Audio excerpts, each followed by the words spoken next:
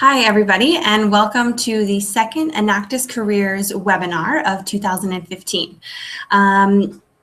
Thank you, everyone, for joining today, and I'm very excited. Today's topic will be the interview process, so that dreaded interview process that everyone experiences at least once in their life. And basically, this webinar will get you prepared for any interviews that you may have coming up, as well as any interviews that you may have at any of the Enactus Canada regional expositions. So before we jump into content of tips and tricks around interviewing, I just wanted to draw your attention to a few upcoming opportunities for Enactus students at the Enactus Canada regional expositions. I'll just share my screen with you here.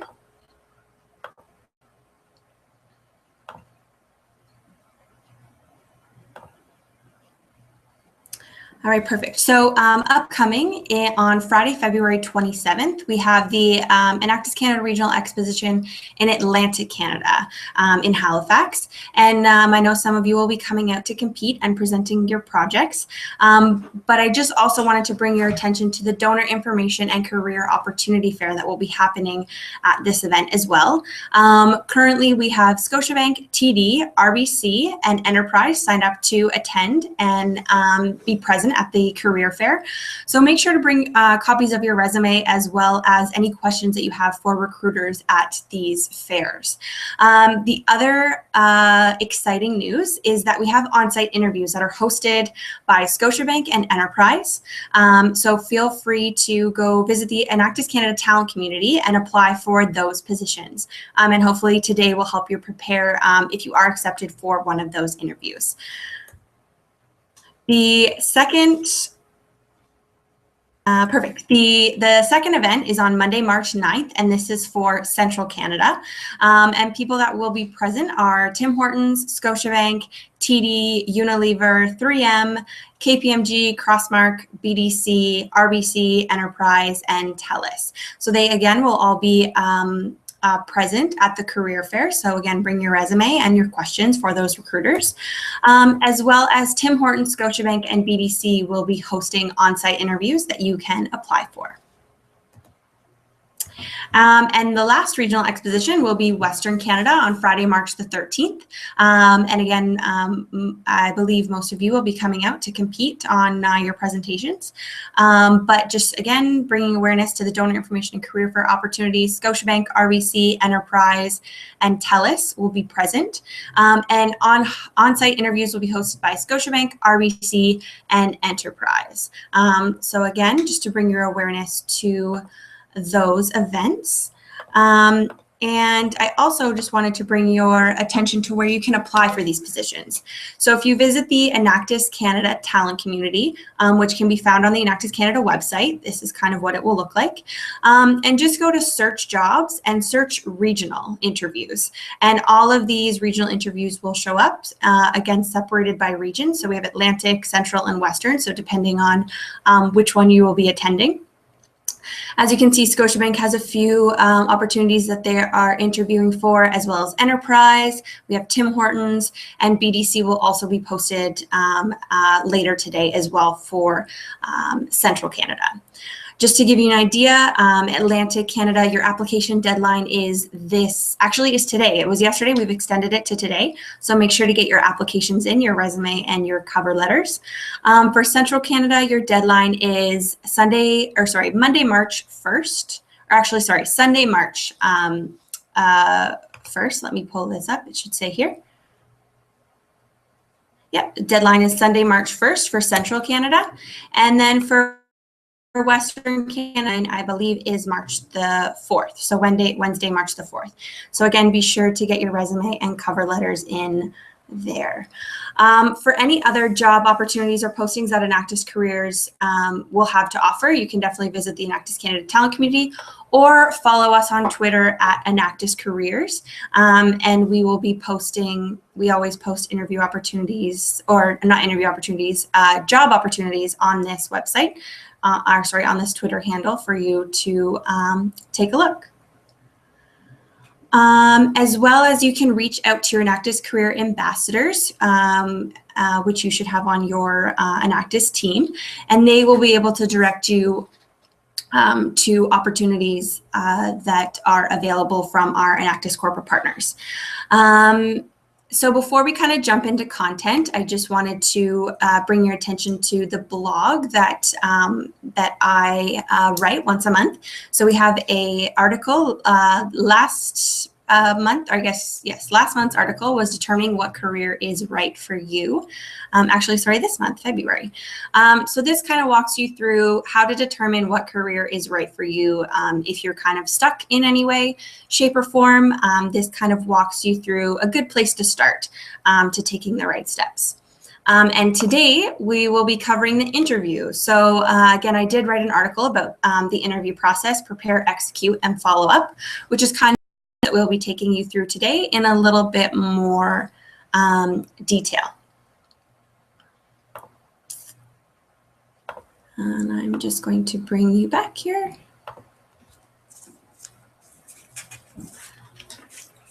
Perfect. So today's content, again, we're going to take you through how to prepare for your interview, how to execute when you're actually in your interview, as well as how to follow up properly after your interview. So kind of taking you through the full step process. So I guess at this point, we should kind of say congratulations because your resume was selected and you've been chosen to do an interview. So the first step is over. The hard part now begins, or the harder part now begins. So just to kind of give you an idea, the biggest thing when preparing for your interview is all about those questions that you're going to be asked in an interview. And you can simply just Google, interview questions, and you will get tons and tons of examples of questions that will be asked in your interview. And a lot of them are fairly generic. So we'll talk through those today and how to properly prepare and answer for those. So the first one is kind of the beginning question that a lot of people will ask is, tell me a little bit about yourself, or like, who is Heather Norris, kind of thing. So walking them through a little bit about yourself. And here you definitely want to show your personality off a little bit, but essentially your response to this question, you want to inspire the recruiter, and you want to tell them why you fit in the organization. So you're probably going to get later, why work for XYZ company. So you can, again, fill in more information there. But this initial question, tell me a little bit about yourself. You want to create a story statement around kind of who you are. And if you were to create a tagline for yourself, or, a 30-second pitch about yourself, what would that look like? And being Enactus students, you definitely want to draw on that as well. So a lot of people will take this question, and they'll explain. There's kind of two ways to do it. One is explaining your work experience in the past. So I've worked at XYZ company for 3 years. I was part of Enactus for this, those type of things. But you really want to give them tangible, and again, always related back to the job that you're applying for. This kind of ties in the cultural aspect of each company as well. So why do I want to work for you? I want to work for you because of your the culture and what you stand for as a company, which really aligns with my values as an individual. And again, putting that tangible piece to those questions. Other type of questions you're going to get are situational questions. So tell me about a time that you did this, or when were you successful? Tell me about a time when you were able to sell something, things like that. Again, depending on what you're interviewing for. But with situational questions, you want to take them through the process. So you want to say, okay, here, what was the problem? What was the situation that I was in that was kind of a bit of an issue? And then you want to take them through the action steps that helped you come to the results. So kind of the solution. So what did you do that fixed the problem in the first place, or things that were able to help you get to where you are today. And it's okay to show your faults in this section. So if you say, hey, the problem was that I wasn't organized enough. But then I took it under my own wing to get myself more organized with Google Calendars and program management software, things like that, which resulted in me executing and meeting timelines, et cetera, et cetera. So again, taking them through, it's called PAR, so problem, action, and result for your situational questions.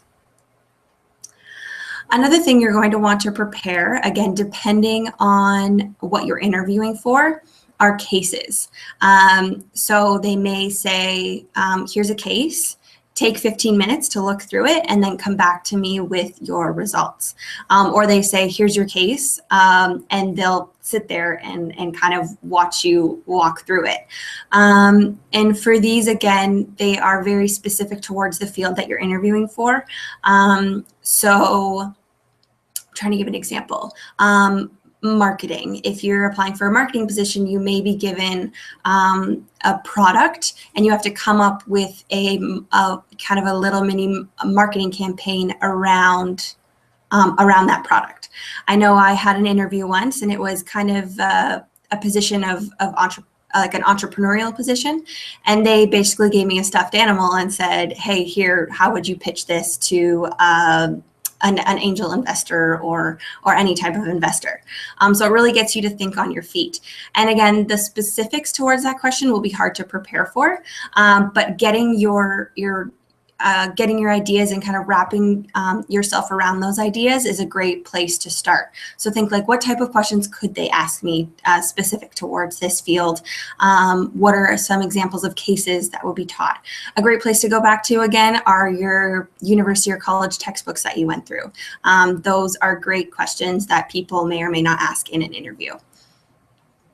The other quick thing about preparing for your interview is the last question that you're going to ask, or questions that you then get to ask the recruiter. So again, it is very much the recruiter asking you questions and you responding, but at the end, you should have the opportunity to ask any questions to the recruiter that you may have.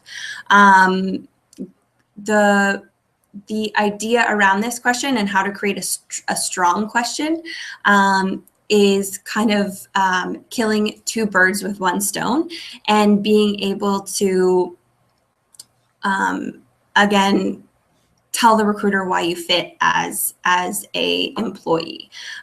So asking questions like, what are your, like, I have values as an individual, and I'm very passionate about, XYZ. I noticed that your company is very passionate about XYZ. How do I pair those passions with my everyday work to be able to fulfill those passions? So again, you want to be able to give an intelligent, or ask them an intelligent question. So just be sure to prepare those. The other last question that can be kind of nerve-wracking to ask, but there's nothing wrong in asking it, is simply asking the recruiter, have I said anything today that would affect your decision in not giving me this job? So it gives the recruiter the opportunity to bring up anything that they may not have understood, or something that they might need a bit more explanation on. And it also, again, puts the thought back in their head, oh, this person's really proactive and they're asking me these questions, and they've kind of done their due diligence, so to speak. And throughout all of these, the story statement question and those situations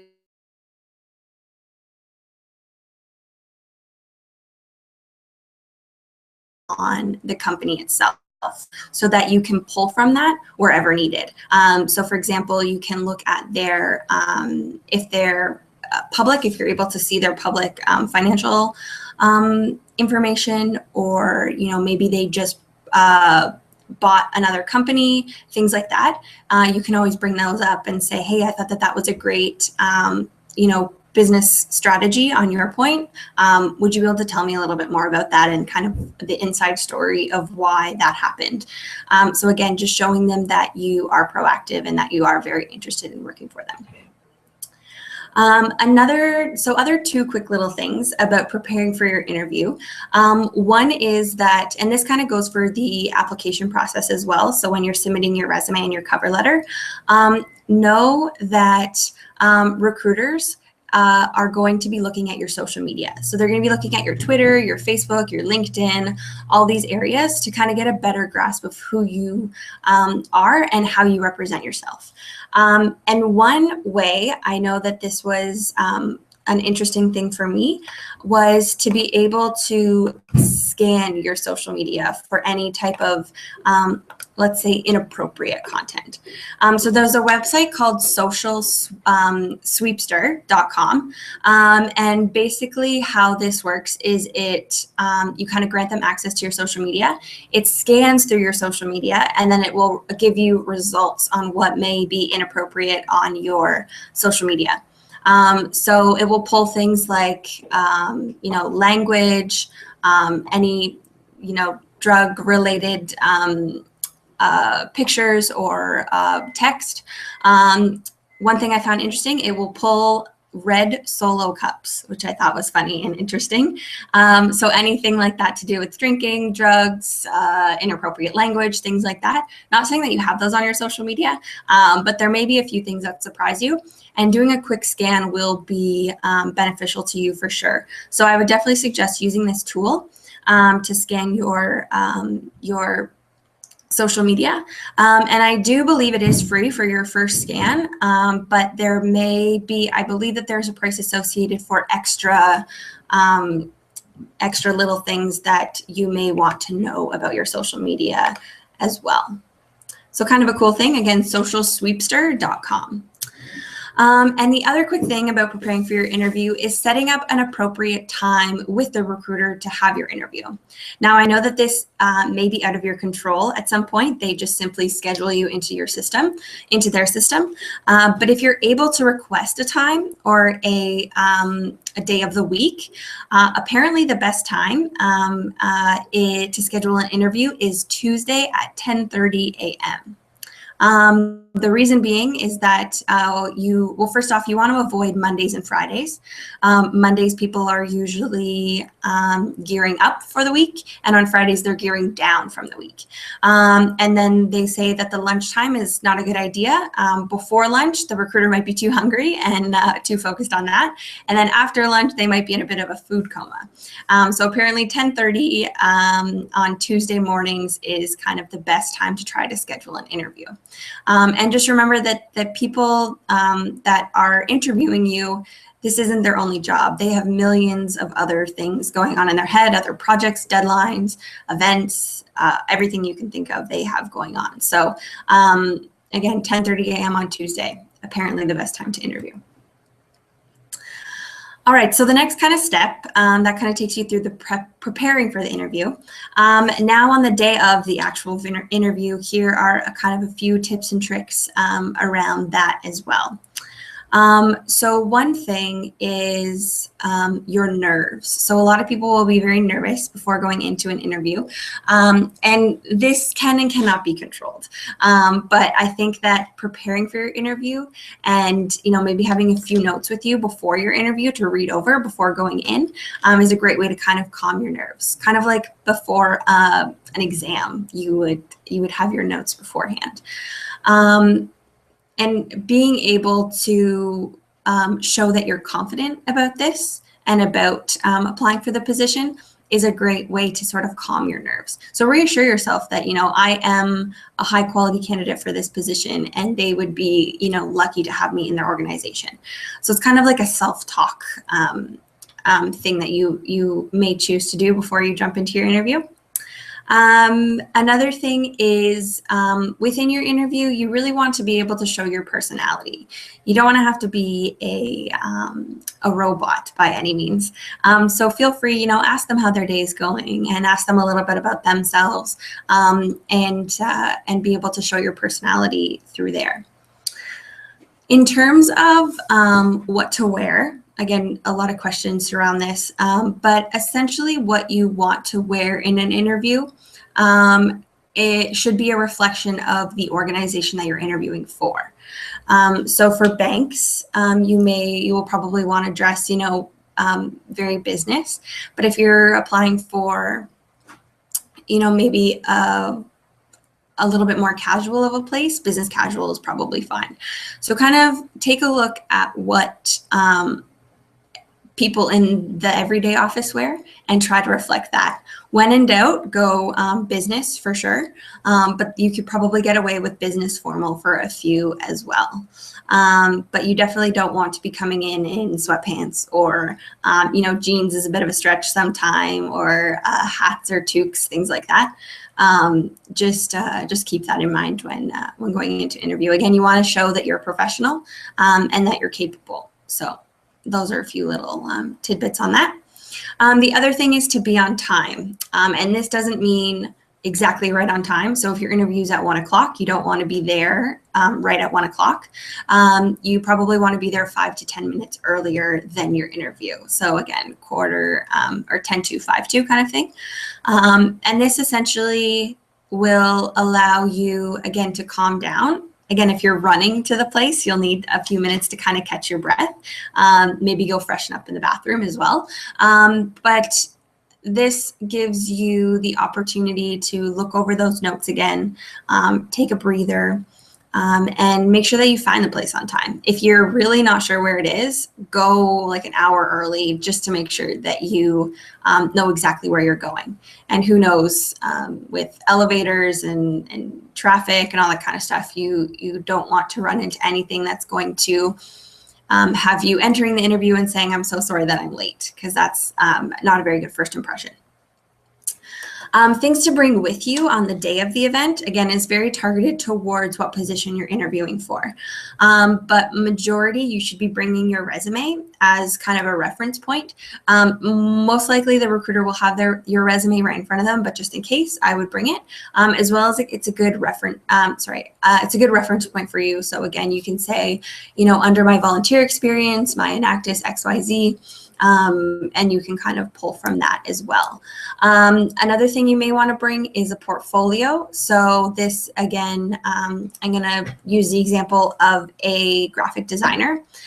This might be a good time and a good place to pull out examples of your work that you've done. Again, it will be specific towards your the job that you're interviewing for. Make sure you kind of do a bit of research around that first, and bring what is appropriate.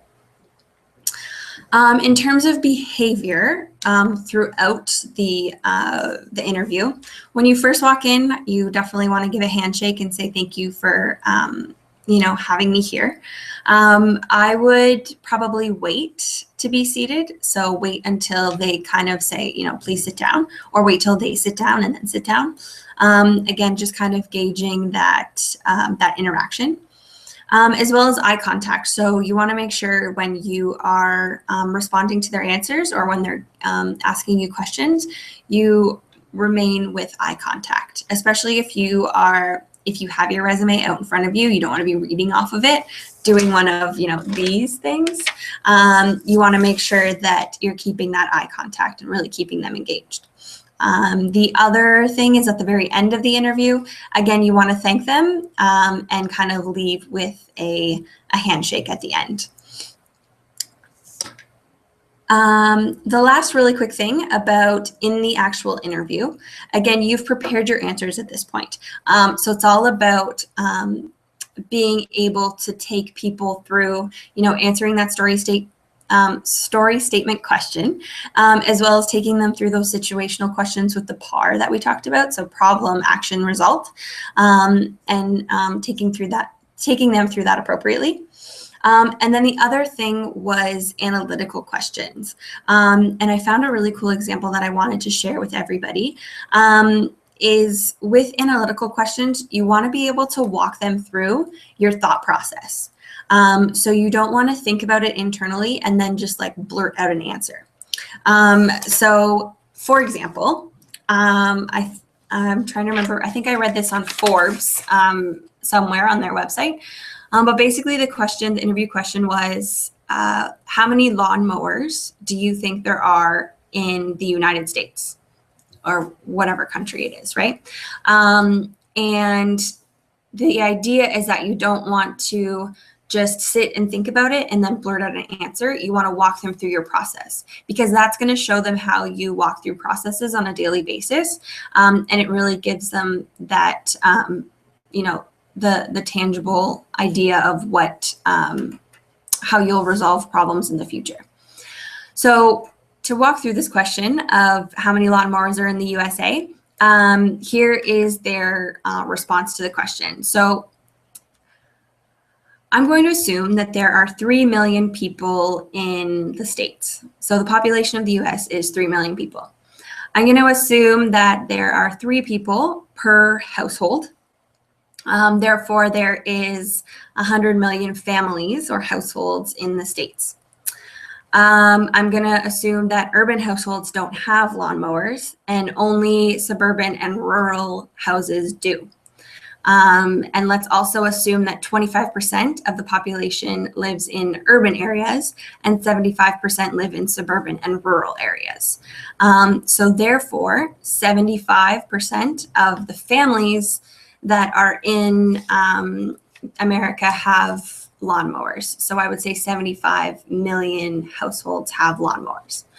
So again, that kind of walks them through that process. The key thing in this is that it's okay to make assumptions. So if you don't actually know the population, but you think like, okay, yeah, I need the number of the population, just use a number. Again, it doesn't have to be accurate, but it will allow you to have a number that you can work with. And again, walking them through that process is kind of the key aspect there. So I think that that's kind of all I had to cover in terms of in the interview itself. Again, you want to inspire the recruiter and you want to tell them why you fit within the organization. And pulling on your Enactus experience will allow you to do that. So tell them about all of the amazing, great things that you've done and the extracurricular stuff that you've done, which will kind of amaze them a little bit. The final step is after you've done your interview, what do you do next? So the big thing is to follow up with the recruiter that you had an interview with. So again, you want to try to get their business card so you have their email if you didn't have it from before. And you want to email them within 24 hours. And basically this email is a thank you for having you in, as well as thank you for their time to interview you. You want to kind of let them know that you look forward to hearing from them and you look forward to potentially working with their company. Other things you want to do is you want to reassure them that you are a great candidate. So again, put a little plug in there, nothing crazy. You don't want paragraphs upon paragraphs, but I would say, 3 to 4 sentences is probably a good amount in this email. And you also want to add anything that you may have forgotten. So if you completely blanked on something that you really thought showed why you're a good candidate for this position, you can also kind of plug that in as well. Or also follow up things if you were a graphic designer and you didn't bring your portfolio and you said that you would bring it, plugging that in there as well with kind of your best work that you have. So yeah, that kind of takes you through, prepare for your interview, execute your interview, and follow up from your interview.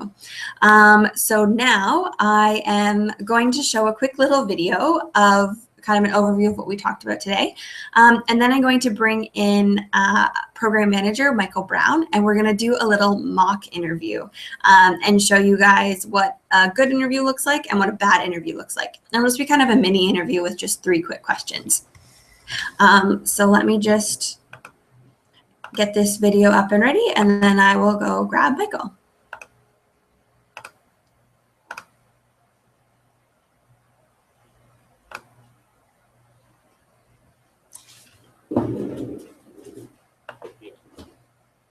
Tip number 1 is that you really need to research the company and the position carefully. It's important to know exactly what they do, who their competitors are, and any current events related to the company. Then take some time to study their website and make sure you also know the job description inside and out. Our second tip is that you need to practice. In other words, it's important that you prepare prepare perfect answers to some of the most commonly asked and toughest interview questions. How do you do that? Well, hang on to the end of the video and we'll show you exactly how. Tip number 3 is that you need to prepare a few success stories that you can reference during the interview. What is a success story? A success story is a story from your past, work, or personal life that highlights an achievement and reflects one of your strengths. Now, tip number 4 is a very important one. You always need to prepare some questions to ask the interviewer. Why? Because it shows that you're prepared, knowledgeable, and enthusiastic about the job. Not to mention the fact that it'll allow you to learn as much as possible about the company and the position you're interviewing for.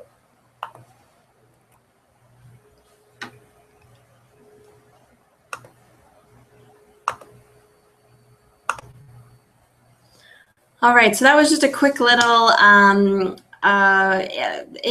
YouTube video there to show you a little bit more about how to prepare for your interview. If you want to view the whole video, just check the comments box below. I've added the link there for you to go and view the rest of that.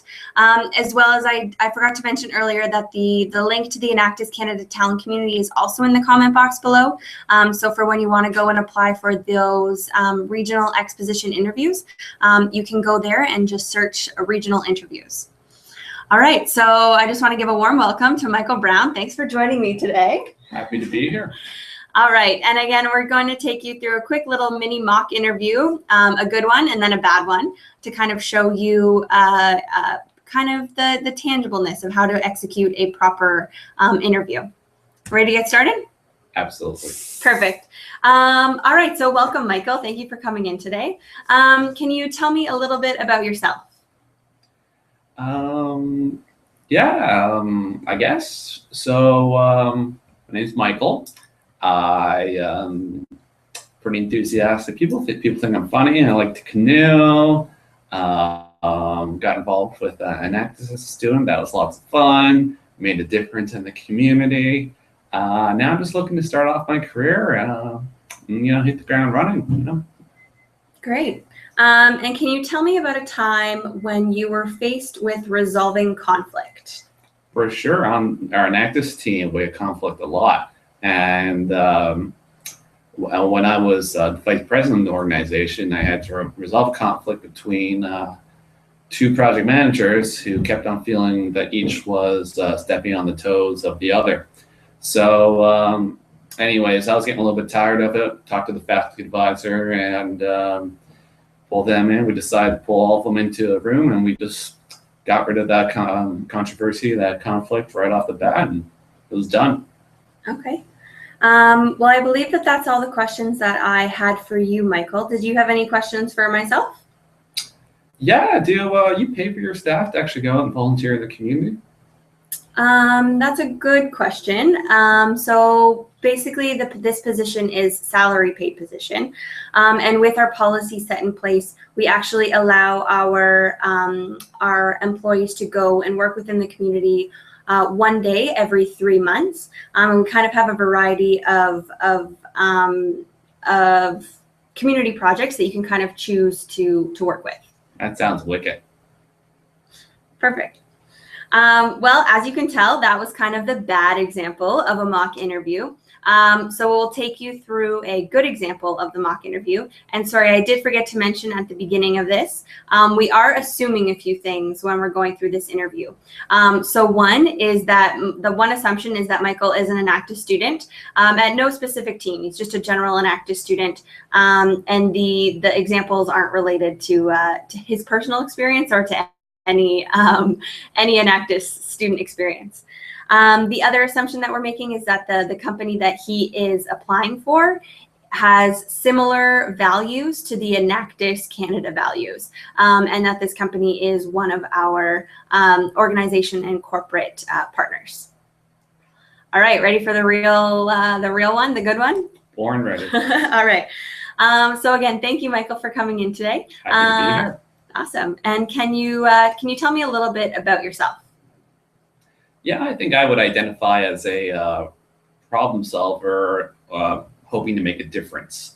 I kind of came into the identity in university when I first got involved with the Enactus team at my school, where Enactus teams are sort of challenged to find problems within their community and then generate sustainable solutions to them.